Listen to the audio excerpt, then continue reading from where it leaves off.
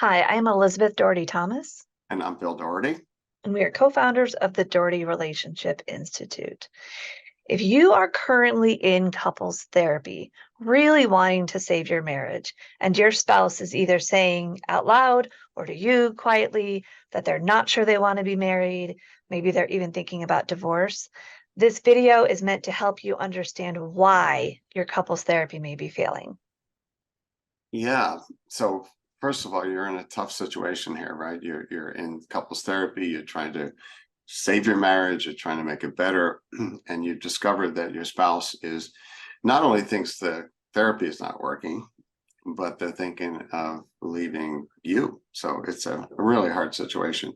And and if the only help you're getting is the couples therapy that your spouse isn't so sure they want to stay in, what we've learned is that that's not the best treatment for the problem of ambivalence, ambivalent spouse about whether to stay married and whether to do the therapy. And so what we've created is something called discernment counseling. And why create something new? Because, couples therapy, marriage counseling seems like where you go when you want to fix marriage problems.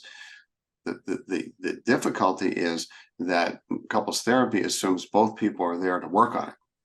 Both people are willing to stay for some time and put energy into improving the marriage. When somebody is not there in their heart, they are not there. They're not sure they want to stay married. They're not sure they have the energy for the couples therapy. Couples therapy fails at that point.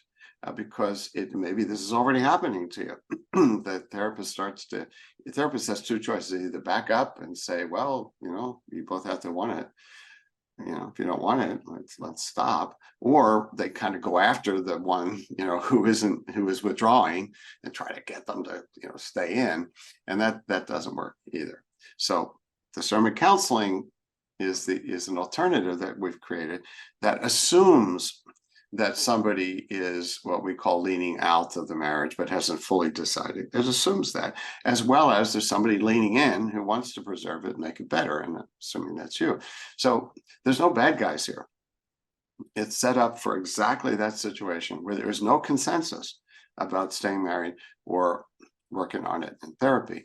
And the goals are for you to have more clarity and confidence about a direction for your marriage based on a deeper understanding of what's happened to your marriage over the years and each of your contributions to the problem. So it's a kind of a full wraparound assessment of what's happened that's gotten you into the situation, everybody's contributions, and then some decision making about whether to just go on as you've been, whether to get the divorce, and this may be what your spouse ultimately decides, only takes one, or whether you both decide you're going to commit to at least 6 months of couples therapy with a very clear agenda of what you're going to work on, and both of you in